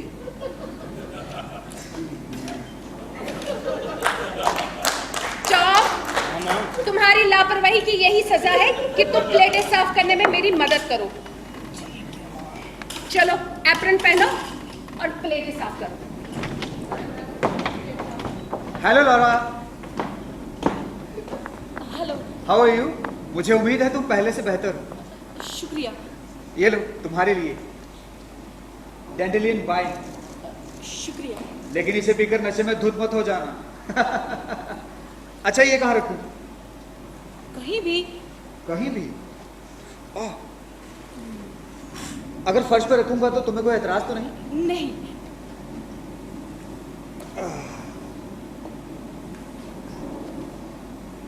मुझे फर्श पर बैठना बहुत अच्छा लगता है। अगर बैठूं तुम्हें कोई दिक्कत तो नहीं? नहीं। ठीक है, क्या तुम मुझे वो तकिया दोगे? तकिया? हाँ ये। शुक्रिया। हाँ। और तुम्हें फर्श पर बैठना पसंद नहीं? हाँ है। तो फिर बैठते क्यों नहीं? अभी बैठती हूँ। तुम भी एक तकिया ले लो।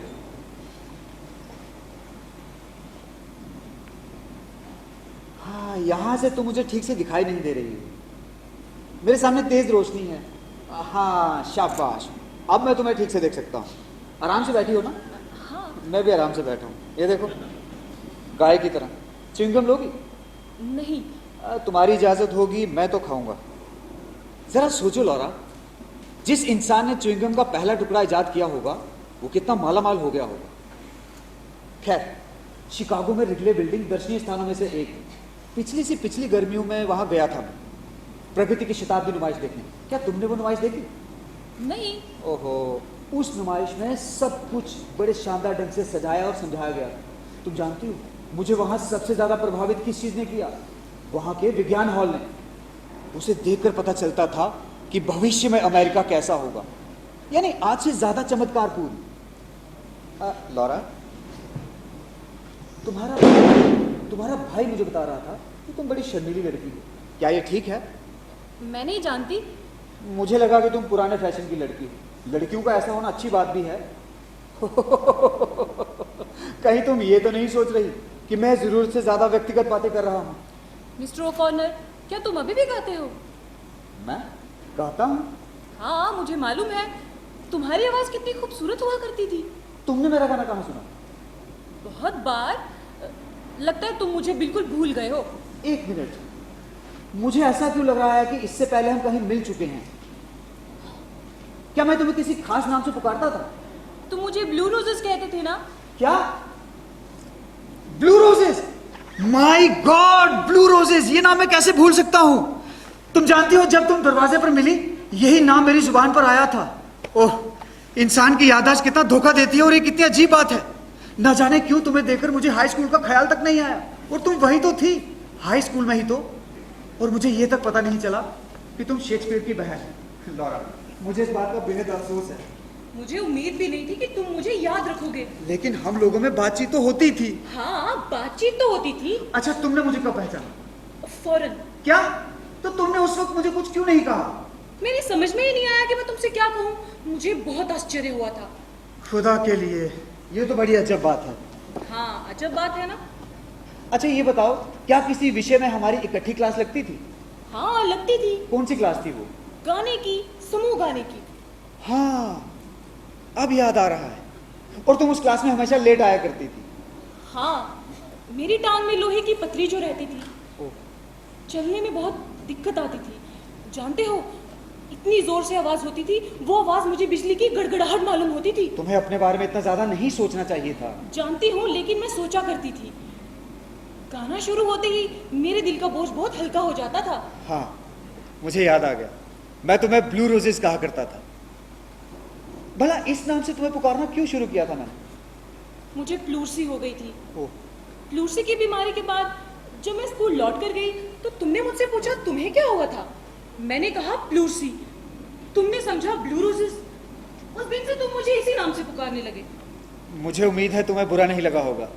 नहीं नहीं, मुझे अच्छा लगता था। जानते हो, बहुत कम लोगों से मेरा परिचय हुआ था। जानता हूँ, तुम बस अपने में ही खोई रहती थी। मुझे दोस्त बनाने में कभी सफलता ही नहीं मिली। ओहो, मुझे ये समझ में नहीं आया, इसमें आखिर दिक्कत क्या थी? मेरी जिंदगी की शुरुआत ही इतने बुरे ढंग से हुई थी। बुरे ढंग से? तुम्हारा मतलब है ये टांग? हाँ। मतलब? इसकी वजह से मेरे और दूसरे लोगों के बीच। तुम्हें ऐसा नहीं होने देना चाहिए था लौरा। जानती हूँ, लेकिन ऐसा ही हुआ। तुम शर्मीली थी। मैंने शर्मीलेपन को दूर करने की बहुत कोशिश की, लेकिन शर्मीलेपन पर काबू नहीं पा सकी। नहीं, मैं ऐसा नहीं कर सकी। मेरा अनुमान है कि शर्मीलापन एक ऐसी चीज है जिसमें से धीरे धीरे ही बाहर निकला जा सकता है। हाँ, मेरा भी यही अनुमान है। लेकिन इसमें वक्त लगता है। लोगों को नजदीक से जानने पर मालूम होता है कि वो इतने भयंकर नहीं है। इस बात को याद रखना चाहिए। हाँ। तुम्हें लगता है कि सिर्फ तुम्हें ही परेशानियां हैं? नहीं, दुनिया में हर इंसान को कोई ना कोई समस्या होती। तुम सोचती हो कि तुम ही परेशान हो, तुम ही निराश हो, लेकिन जब अपने आसपास देखोगी लौरा, तुम्हें पता चलेगा कि दुनिया में बहुत से ऐसे लोग हैं जो तुम्हारी तरह निराश हैं। मिसाल के लिए मुझे ले लो। हाई स्कूल में दाखिल होते वक्त मुझे उम्मीद थी कि 6 साल बाद मैं तरक्की कर ही लूंगा। तुम्हें याद होगा द टॉर्च में मेरा कितना शानदार परिचय छपा था। उसमें तो यह भी लिखा था, मैं जिस भी क्षेत्र में जाऊंगा मुझे सफलता ही मिलेगी। पवित्र ईसा, द टॉर्च। ये देखो, पेन जॉन्स के डाकुओं में तुम्हारी तस्वीर। इस ओपेरा में मैंने बैरिटोन गायकों का नेतृत्व किया था। कितनी खूबसूरती से। जाने भी दो। हाँ हाँ, खूबसूरती से, खूबसूरती से। तुमने मेरा गाना सुना था? 3 बार। क्या? हाँ। 3 शोज में? क्यों? इस प्रोग्राम पर मुझे तुम्हारे दस्तखत चाहिए थे। तो तुमने मुझसे कहा क्यों नहीं? मुझे समझ में ही नहीं आया कि मैं तुमसे क्या कहूँ। तुम हर वक्त अपने दोस्तों में इतने गिरे रहते थे। तुम्हें चाहिए था मुझे जरा सा बता देती और मैंने सोचा तुम सोचोगे कि मैं क्या?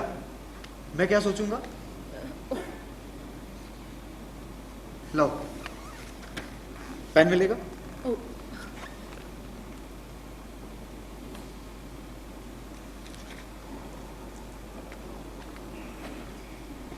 अपनी तस्वीर पे कर दूं? ये लो। ना होने से तो देर से होना बेहतर है।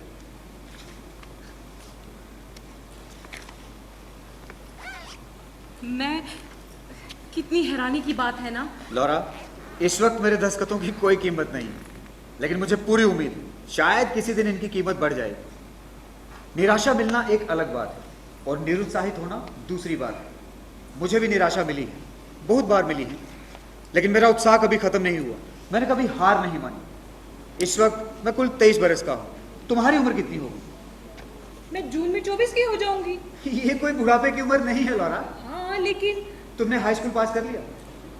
मैं स्कूल में लौटकर कभी गई ही नहीं। 1 मिनट, तुम्हारा कहने का मतलब है कि तुमने पढ़ाई छोड़ दी? फाइनल में मेरे बहुत कम नंबर आए थे। एमिली मेजनबाग का क्या हाल है? वो खर दिमाग लड़की। उसके लिए ऐसे शब्दों का इस्तेमाल क्यों कर रहे हो? वो थी ही ऐसी। मतलब अब तुम्हारी उससे दोस्ती नहीं? नहीं, मैं उससे कभी नहीं मिलता। पत्रिका के व्यक्तिगत कॉलम में तो लिखा था कि तुम दोनों की सगाई हो चुकी है। जानता हूँ, लेकिन इस प्रोपेगेंडे का मुझ पर कोई असर नहीं हुआ। तो ये बात सच नहीं थी? नहीं लौरा, ये बस एमिली की आशावादिता थी। हाई स्कूल के बाद से तुम क्या करती रही?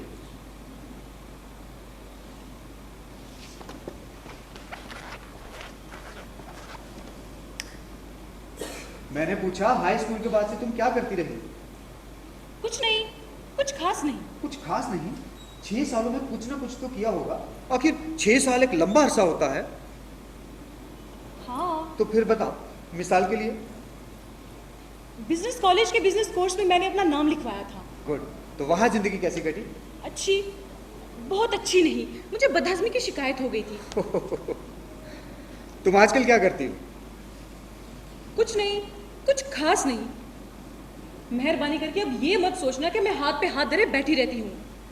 कांच के खिलौनों में काफी वक्त निकल जाता है। जानते हो, कांच एक ऐसी चीज है जिसकी बहुत अच्छी तरह से देखभाल करनी पड़ती है। 1 मिनट, क्या कहा? कांच की क्या चीज?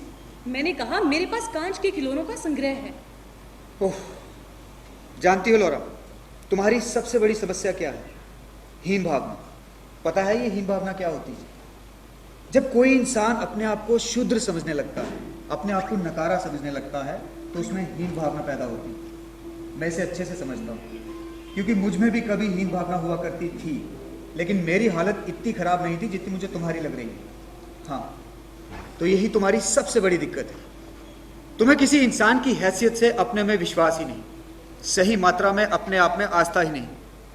तुम्हारी कई टिप्पणियों के आधार पर मैं इस नतीजे पर पहुंचा हूं, और मैंने कुछ और बातों पर भी गौर किया है। मिसाल के लिए, तुम्हारा ख्याल था कि हाई स्कूल में तुम्हारी टांग की वजह से जो आवाज आती थी वो तुम्हें इतनी भयंकर लगती थी कि तुम्हें क्लास में दाखिल होने से भी डर लगता था। और तुमने क्या किया? तुमने स्कूल जाना छोड़ दी। उस मामूली सी आवाज के लिए तुमने अपनी पढ़ाई छोड़ दी।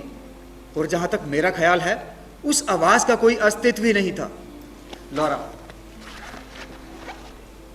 तुम्हारे शरीर में एक मामूली सा नुक्स है जिस पर लोगों का ध्यान तक नहीं जाता, और तुमने अपनी कल्पना द्वारा उसे 1000 गुना ज्यादा बढ़ा लिया। मेरी तुम्हारे लिए एक जोरदार सलाह है, किसी ना किसी दृष्टि से अपने आप को दूसरों से ऊंचा समझो। किस लिहाज से समझूं? क्यों लौरा, जरा अपने आसपास देखो, क्या नजर आता है? दुनिया में सभी लोग साधारण हैं, सबके सब पैदा हुए हैं और सबको मरना है। ऐसे में किसके पास तुम्हारी खूबियों का 10वां हिस्सा भी होगा, या फिर मेरी खूबियों का, या किसी की भी खूबियों का? लौरा, किसी भी इंसान में कोई भी नुक्स हो सकता है, लेकिन खूबियां सब में होती हैं, किसी में ज्यादा, किसी में बहुत ज्यादा। बस तुम्हें ये देखना है कि तुम्हारे अंदर कौन सी खूबी है। मिसाल के लिए मुझे ही ले लो। मुझे इलेक्ट्रोडायनेमिक्स में दिलचस्पी है। मैं नाइट स्कूल में रेडियो इंजीनियरिंग का कोर्स भी ले रहा हूं। माल गोदाम में जिम्मेदारी के काम के अलावा मैं भाषण कला का कोर्स भी ले रहा हूं। मुझे उम्मीद है कि तुम्हें यह नहीं लग रहा होगा कि मुझे अपने ऊपर घमंड है।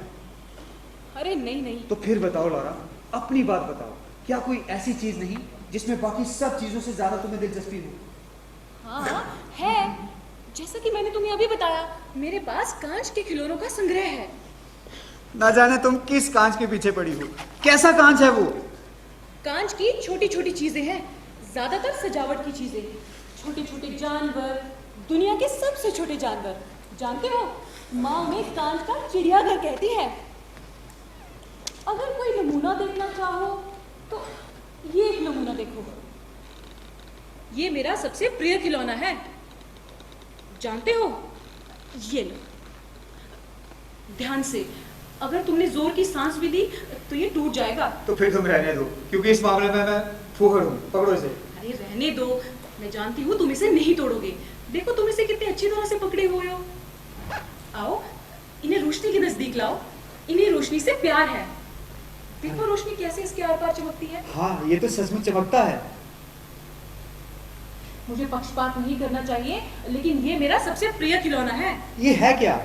तुमने गौर नहीं किया? इसके सर पर एक ही सींग है। यूनिकॉर्न। यूनिकॉर्न। आज के जमाने में इनकी नस्ल तो खत्म हो चुकी है ना? मुझे भी मालूम है।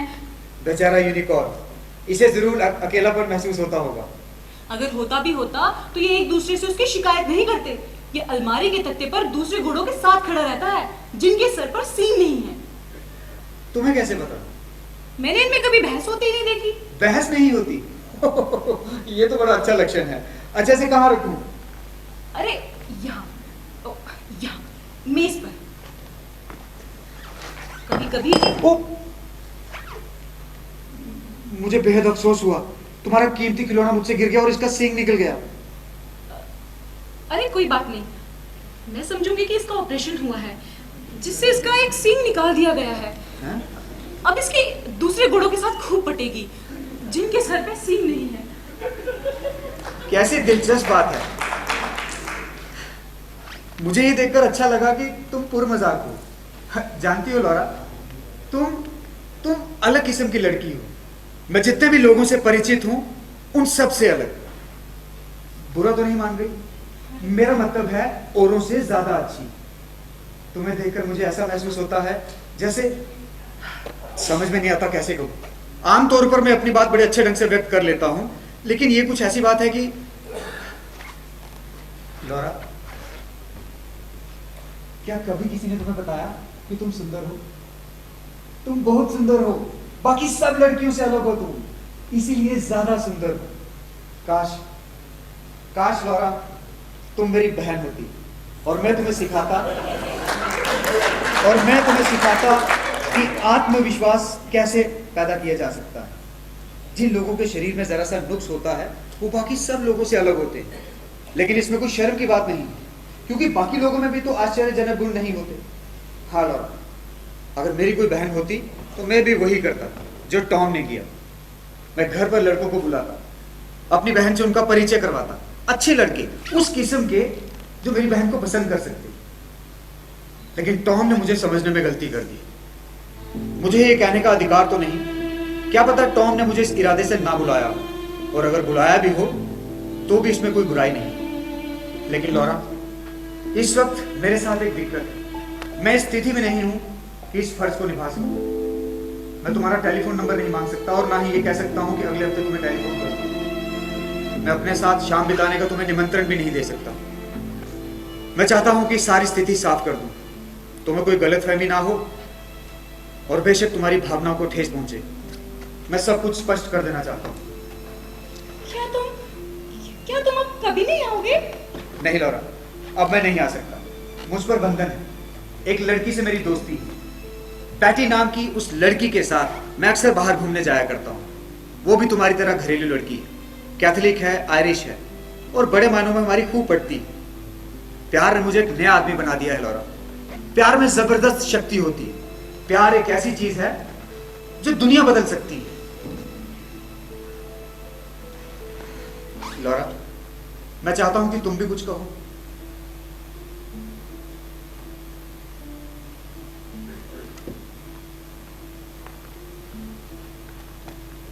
ये तुम मुझे देना चाहती हो, अपना कीमती खिलौना, किस लिए? एक स्मृति चिन्ह। वेल, बारिश के बाद हवा कितनी प्यारी हो गई है ना। मैं तुम दोनों के लिए थोड़ा सा लेमोनेड बनाकर लाई हूँ, लीजिए। शुक्रिया। लौरा, तुम तो कुछ गंभीर दिखाई दे रही हो। हम लोगों में गंभीर बातचीत चल रही है। ओह, फिर तो आप लोगों का परिचय और भी अधिक गहरा हो गया है। हाँ। वैसे तुम लोगों को ना आजकल के नौजवान लड़के लड़कियां बहुत ज्यादा संजीदा हो। हमारे जमाने में तो लोग इतने ज्यादा संजीदा नहीं हुआ करते थे। मैं तो बेहद खुशमिजाज लड़की हुआ करती थी। आप आज भी नहीं बदली मिसेस विंकफील्ड। आज तो मैं फिर से जवान हो गई हूँ और कॉर्नर इस खुशी के मौके की वजह से। और मैं चाहती हूँ कि आप हमेशा यहाँ आया कीजिए, कभी कभी नहीं बल्कि अक्सर। देख रही हूँ कितने दिलचस्प दिन आने वाले हैं। जरा हवा में सांस लेकर तो देखो, कितनी ताजगी है और चांद भी कितना प्यारा है। मैं जा रही हूँ। मैं अच्छी तरह से जानती हूँ जब नौजवान लड़के लड़कियां आपस में गंभीर बातचीत कर रहे हो तो मुझ जैसी बुढ़िया को क्या करना चाहिए। मिसेस विंकफील्ड मत जाइए। दरअसल बात यह है कि मैं जा रहा हूँ। जा रहे हैं? जी। अभी? हाँ। आप मजाक कर रहे हैं मिस्टर कॉर्नर? अरे अभी तो शाम शुरू हुई है। आप जानती हैं मुझे जाना ही होगा। अच्छा, आपका मतलब है शायद कि आप एक कर्मचारी हैं तो इसीलिए आपको वक्त के पाबंद रहना पड़ता है। ठीक है, आज तो हम आपको जाने देते हैं, लेकिन एक शर्त पर। अगली बार आप देर रात तक ठहरेंगे। वैसे किस रात आपको फुर्सत रहती है? अब मेरे ख्याल से शनिवार की रात आप काम करने वालों के लिए ठीक है। मिसेस विंकफील्ड, मुझे बस 2 घड़ियों का पाबंद रहना पड़ता है, एक रात का और दूसरे सुबह। ओह माय गॉश, आप सच में महत्वाकांक्षी नौजवान हैं। आप रात को भी काम करते हैं मिस्टर कॉर्नर? काम नहीं, बेटी जो है। बेटी? ये बेटी कौन है? ओह, बताना भूल गया। बेटी एक लड़की है जिससे मेरी दोस्ती है। तो ये गंभीर रोमांस है मिस्टर कॉर्नर? जी, जून के दूसरे इतवार को हमारी शादी है। बहुत अच्छा, लेकिन टॉम ने तो कभी इस बारे में जिक्र नहीं किया। माल गोदाम में किसी को नहीं मालूम। आप जानती हैं, माल गोदाम में उस किस्म के लड़के हैं जो अगर पता चल जाता मुझे अलग अलग नामों से चिढ़ाते, रोमियो वगैरह। खैर मिसेस विंकफील्ड, आज की शाम बड़ी शानदार रही। मुझे लगता है कि दक्षिणी प्रांतों के अतिथि सत्कारों का यही अर्थ है। नहीं, हमने आपका कोई सत्कार नहीं किया। मुझे ये भी उम्मीद है कि आप ये नहीं समझेंगे कि मैं जल्दी से भागा जा रहा हूँ, लेकिन मैंने बेटी से वादा किया था कि मैं उसे वेबास डिपो पर मिलूंगा। जब मेरी गाड़ी वहां पहुंचेगी तो उसकी ट्रेन पहुंच चुकी होगी। आप तो जानती हैं, कुछ औरतों को अगर इंतजार करना पड़े वो खासी परेशान हो जाती है। हाँ, मैं जानती हूँ औरतों के जुल्म। ठीक है मिस्टर ओकॉनर, मैं आपकी खुशी, कामयाबी और खुशकिस्मती के लिए दुआ करूंगी। तीनों चीजों के लिए। लौरा की भी यही दुआ है ना लौरा? हाँ माँ। लौरा, मैं तुम्हारी इस निशानी को संभाल के रखूंगा और मैंने जो तुम्हें नेक सलाह दी है उसे कभी भूलना मत, ठीक है? तो ठीक है शेक्सपियर, मैं चलता हूँ। आप दोनों महिलाओं का एक बार फिर से शुक्रिया अदा करता हूँ। Good night.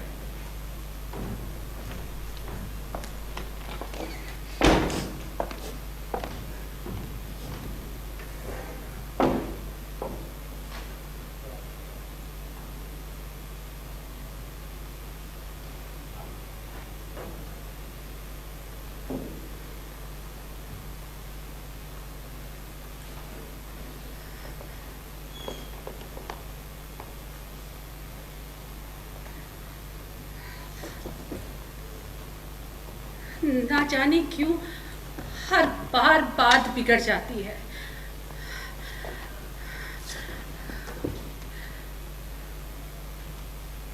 खैर, हमारे नौजवान मेहमान की सगाई हो चुकी थी।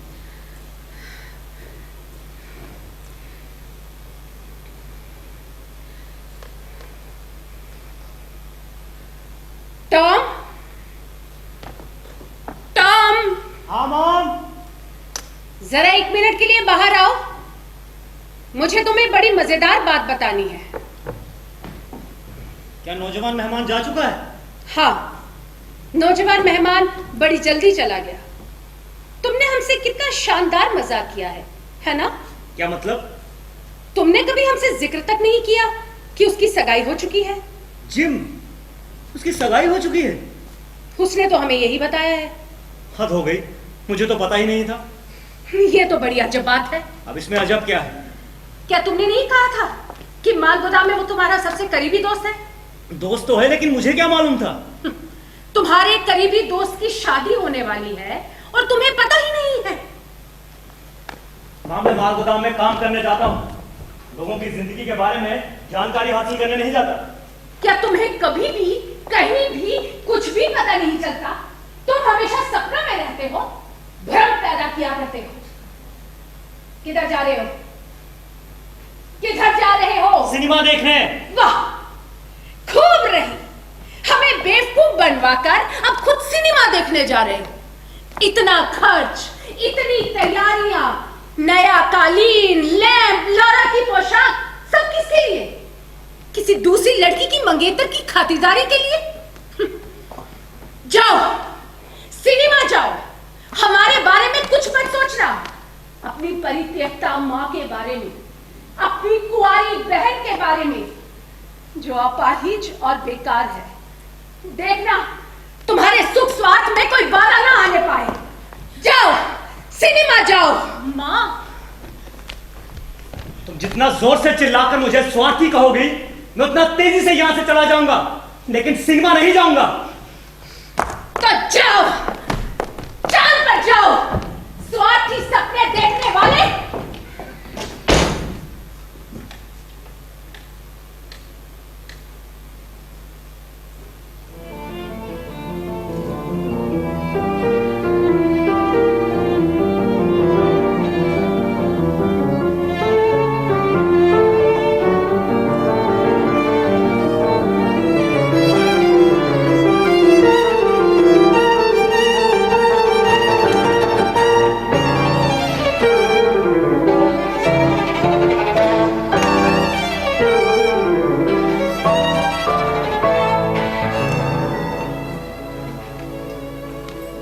चांद पर नहीं बल्कि उससे भी आगे निकल गया।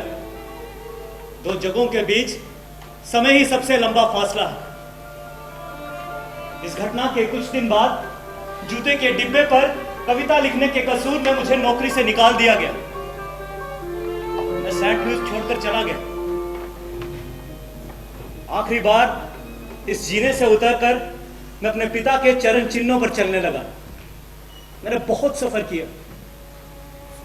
पतझड़ की सूखी पत्ती की तरह शहर मेरे इर्द गिर्द झड़ते जाते थे, जिनका रंग कभी शौक और चटकीला था, लेकिन अब जो टहनी से टूट कर नीचे गिर पड़ी।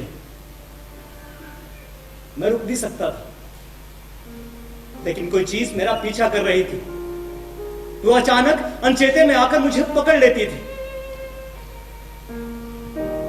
शायद किसी पारदर्शी कांच का टुकड़ा था, शायद किसी परिचित संगीत की धुन थी, शायद साथी मिलने से पहले मैं रात के वक्त किसी अनजान सड़क पर घूम रहा हूं। एक दुकान के पास से गुजरता हूं जहां इत्र बिकते हैं।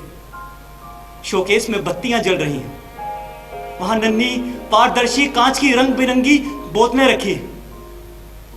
इंद्रधनुष के टूटे हुए टुकड़े की तरह मेरी बहन आकर मेरा कंधा पकड़ लेती है।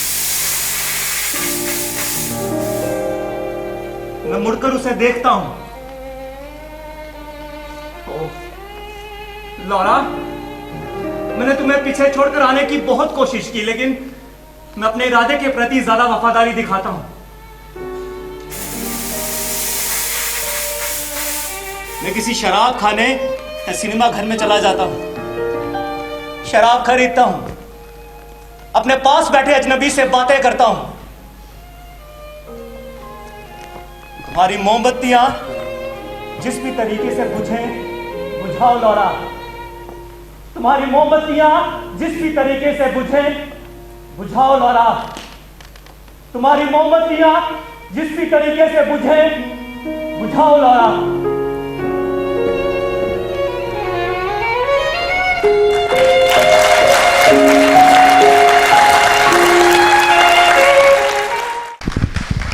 नाटक पतझड़ का मंचन अभी आपने देखा, और मैं निर्देशक से कहूँगा कि अपने सभी कलाकारों का परिचय जो है आपने आए हुए मेहमानों के साथ करवाएं।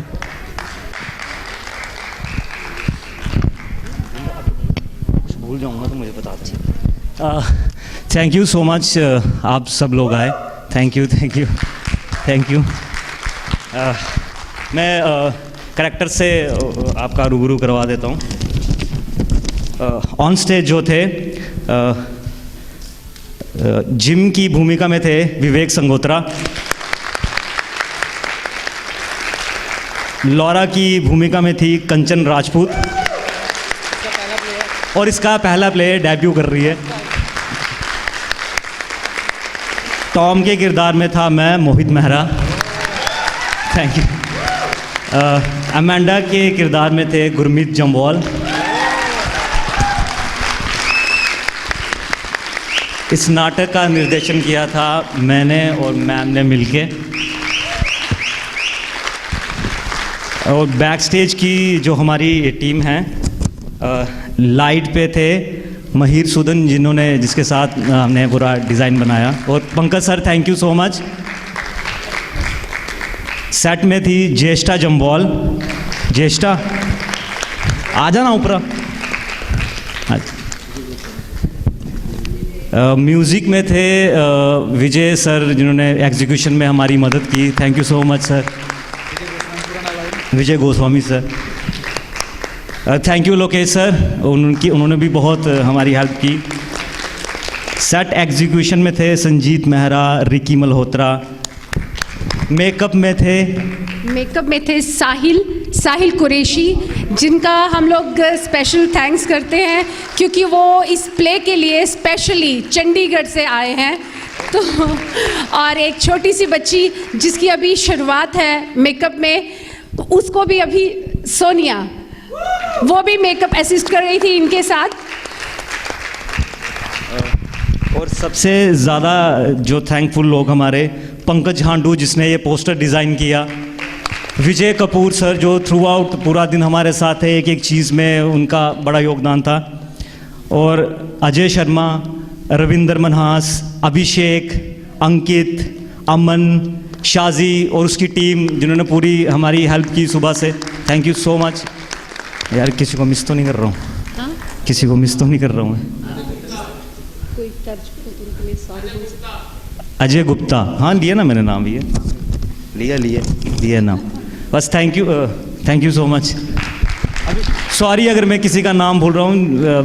एकेडमी का पूरा स्टाफ, उन्होंने एक एक चीज़ की हमारी हेल्प की है। Thank you so much. हाँ, आप लोगों ने हमें बर्दाश्त किया, पंकज सर, उसके लिए भी थैंक्स। पंकज सर ने एग्जीक्यूशन की, माहिर सुदन लाइट।